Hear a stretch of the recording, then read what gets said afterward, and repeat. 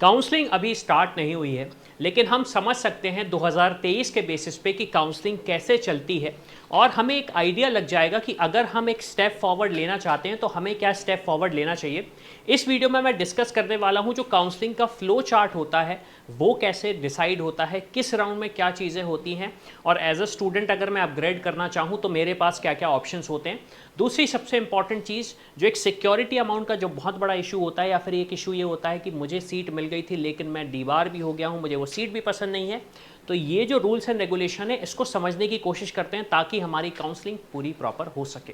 अब ये जो फ्लो चार्ट है ये 2023 का है, हम इसे एज अ रेफरेंस यूज़ कर रहे हैं। 2024 का जब नया फ्लो चार्ट आएगा, ऑब्वियस सी बात है अभी नहीं आया है, तो अगर नया फ्लो चार्ट आता है तो हम डिस्कस करेंगे उसको लेके कि क्या अपडेट हुआ है। अब 2023 में कुछ ऐसा हुआ था कि आप देखेंगे, ऑब्वियस सी बात है, बड़ा सिंपल सा प्रोसेस है। आपका रजिस्ट्रेशन प्रोसेस स्टार्ट होगा, आप पेमेंट करेंगे, सबमिशन ऑफ चॉइसेस करेंगे, view modify lock choices, processing of result होगा। अब ये प्रोसेस तो स्ट्रेट फॉरवर्ड है। उसके बाद आती है कहानी। सबसे पहली चीज़ आपका फर्स्ट राउंड का अलॉटमेंट का रिजल्ट आएगा, राउंड 1 सीट अलॉटेड। अब यहाँ पे दो बातें होंगी अगर आपने वो ऑफिस का शो देखा होगा। पहली बात तो ये है कि अगर आपको सीट अलॉट नहीं होती है तो आप ऑब्वियस सी बात है अपने आप राउंड 2 में जाएंगे। राउंड 2 का डिस्कशन मैं थोड़ी देर से करता हूँ। लेकिन अगर आपको अब सीट अलॉट हो गई तो आप सबसे पहले तो उस अलॉटेड इंस्टीट्यूशन में जाओगे, रिपोर्ट करोगे और एडमिशन लोगे। अब वहाँ पे आपको दो ऑप्शंस मिलने वाले हैं। पहला ये कि अगर आपको वो ऑप्शन पसंद नहीं आ रहा है तो आप फ्री एग्जिट ले सकते हो। मैं कॉलेज गया, एडमिशन लिया, लेकिन मुझे लगता है कि ये अच्छा ऑप्शन नहीं है या फिर मुझे ड्रॉप लेना है, तो मैं फ्री एग्जिट ले सकता हूँ। एमसीसी काउंसलिंग की बात कर रहा हूँ मैं। या फिर आपने बोला मैं willingness to upgrade to round 2 करूँगा, मतलब मेरे पास जो ऑप्शन है अभी इससे मैं सेटिस्फाइड नहीं हूँ, मुझे दूसरा ऑप्शन भी चाहिए।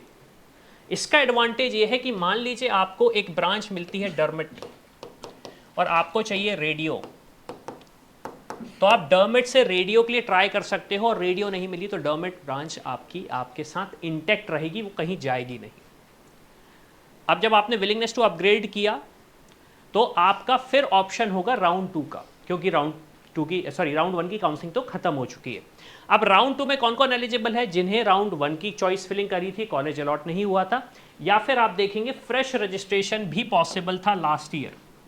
और यूजुअली हमने एमसीसी में देखा है, यूजी में भी यही सिचुएशन होता है कि आपका फ्रेश रजिस्ट्रेशन हो जाता है। अब एक चीज़ आपको नोट करके रखनी पड़ेगी, अगर आपने विलिंगनेस टू अपग्रेड किया है तो इस पॉइंट को याद रखें आप, क्योंकि इस पॉइंट का यूज आएगा सब्सिक्वेंस राउंड में। राउंड 2 अगेन हमने चॉइस फिलिंग करी, हमारा रिजल्ट आ जाता है।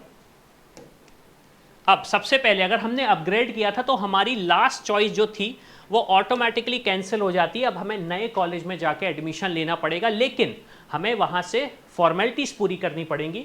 हमें अगर फ्रेश सीट अलॉटेड होती है तो हम वहाँ पे जाके एडमिशन ले सकते हैं, जैसे कि यहाँ पे लिखा है report to allotted institute, complete the admission formalities and done. लेकिन मुझे वो कॉलेज पसंद नहीं आता है, मुझे लगता है कि ये ऑप्शन मेरे लिए नहीं है, तो यहाँ पे अब आपके साथ सिचुएशन ये होगी कि अगर आप रिपोर्ट नहीं करते हो इस इंस्टीट्यूशन में तो आपका सिक्योरिटी अमाउंट फॉरफिट हो जाएगा। इसका मतलब ये है कि सिक्योरिटी अमाउंट आपको वापस नहीं मिलेगा।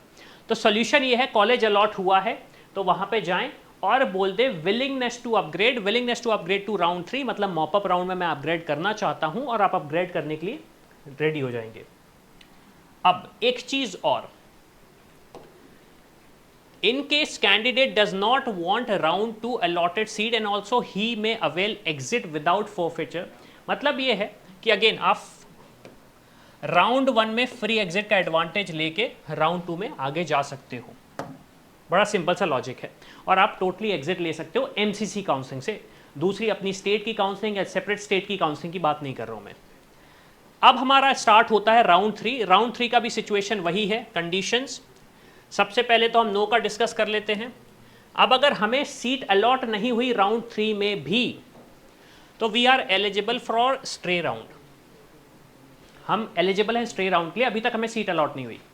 Seat allotted does not join, मुझे सीट अलॉट होती है राउंड 3 में लेकिन मैं ज्वाइन नहीं करता हूं, तो exit with forfeiture and elimination, मतलब आपका सबसे पहले तो सिक्योरिटी अमाउंट भी जाएगा, दूसरी चीज़ आपकी सीट तो जा ही रही है, आप अब फर्दर पार्टिसिपेट भी नहीं कर सकते काउंसलिंग में एमसीसी की, तो ये चीज़ आपको समझनी पड़ेगी। अब अगर आपको सीट मिल जाती है तो आप रिपोर्ट करते हैं इंस्टीट्यूट को, अपनी फॉर्मेलिटीज़ कंप्लीट करते हैं, जॉइन द अलॉटेड सीट, और वंस ज्वाइन राउंड 3 में आपने एक बार ज्वाइन किया तो ना तो आप अपग्रेड कर सकते हैं और ना ही रिज़ाइन कर सकते हैं, ये ज्वाइन करने की बात है। तो अल्टीमेटली ये राउंड 3 में अगर आपको सीट अलॉट हो रही है तो आपको एडमिशन तो लेना पड़ेगा, अपग्रेड का ऑप्शन भी नहीं है। तो हमें डर्मो अलॉट हुई थी, हम रेडियो की तरफ जा रहे थे लेकिन हमें अपग्रेड में नहीं मिला रेडियो, तो हमारी ब्रांच डर्मेटोलॉजी ही रहेगी। अब राउंड 2 के स्टूडेंट्स को क्या है, जिन्होंने राउंड 2 में अपग्रेड किया था, आपकी वो सीट ऑटोमेटिकली कैंसिल होगी और राउंड 3 की सीट आपको अलॉट हो जाएगी। अल्टीमेटली आपने 1 सीट ज्वाइन कर ली, अब आप उसको कैंसिल नहीं कर सकते, उसमें एडमिशन आपको लेना ही पड़ेगा। अब आता है last and foremost final round, stray round. Stray round का मतलब ये है जो कैंडिडेट्स उन्हें एक भी सीट अलॉट नहीं हुई है राउंड 1, राउंड 2, मॉपअप या राउंड 3 में, वो इसके लिए एलिजिबल हैं। तो यहां पे फ्रेश रजिस्ट्रेशन होगा, या फिर जिनने अपनी चॉइस फिलिंग करी ही नहीं, राउंड 1, राउंड 2, राउंड 3 में पार्टिसिपेट ही नहीं किया। अब स्ट्रे राउंड का डिसएडवांटेज क्या होता है? स्ट्रे राउंड का डिसएडवांटेज ये होता है कि यहाँ पे सीट्स बहुत कम बचती हैं, यहाँ पे सीट्स बहुत कम बचती हैं। तो अगर आपको सीट मिल जाती है तो आपने ज्वाइन किया, आप ऑब्वियसली बात है रिज़ाइन नहीं कर सकते, और अगर आपको नॉट ज्वाइन किया, अगर सीट अलॉट हुई और अगर आपने ज्वाइन नहीं किया तो आपका 1 साल के लिए आप एमसीसी काउंसलिंग से भी डीबार हो जाते हैं। और अगर आपको राउंड 4 में भी सीट अलॉट नहीं होती तो इसका क्या सिस्टम रहेगा? इसका बड़ा सिंपल सा सिस्टम ये रहेगा कि आपका जो सिक्योरिटी अमाउंट है ये आपको वापस मिल जाएगा, आपका जो सिक्योरिटी अमाउंट है ये आपको वापस मिल जाएगा। तो हमने कोशिश करी राउंड 2023 के रेफरेंस से समझने की कि काउंसलिंग कैसे चलती है, round 1, round 2, round mop up round या राउंड 4 जिसे हम स्ट्रे वैकेंसी राउंड भी बोलते हैं। अब यहाँ पे एक क्वेश्चन ये आता है कि कौन कौन से कॉलेजेस के मैं एलिजिबल हूँ। तो डीम्ड यूनिवर्सिटी और जो भी कॉलेजेस हैं एमसीसी के अंडर आते हैं उसके लिए आप एलिजिबल हैं। सेपरेट वीडियो मैं बनाऊंगा कि कौन कौन से कॉलेजेस हैं जिनका कितना सीट्स है, कितना कोटा है, तो आपको एक अच्छे से इन्फॉर्मेशन मिल जाएगी। इसके अलावा अगर आपको खुद काउंसलिंग करना है, डू इट योर सेल्फ करना है, तो हमारे काफ़ी सारे टूल्स हैं, नीचे जाएं डिस्क्रिप्शन में आपको एक लिंक मिल जाएगी और आप वहाँ पे जाके हमारी टीम से वो टूल्स यूज़ करके खुद काउंसलिंग कर सकते हैं।